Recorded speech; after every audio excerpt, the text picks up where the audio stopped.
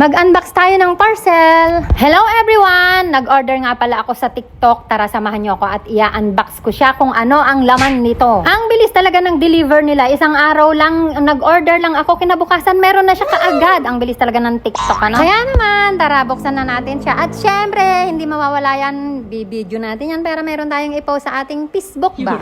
Oh, ayan. Eto ang laman. Umorder nga pala ako sa TikTok ng mini blind. Ilalagay ko sa kwarto. Korean blind daw ang tawag nila dyan. Charot, may pa Korean pang nalalaman. Dark gray nga ang napili kong kulay. O, diba ang ganda niya? Kailangan muna natin siyang i-check, guys, kasi baka may damage. Pwede naman natin siyang ibalik. So, wala naman at maayos, kaya go, ikabit na natin siya. Syempre, sinukat ko muna tong bintana bago ako umorder. Kaya, ayan, sakto naman siya. O, diba ang ganda niya?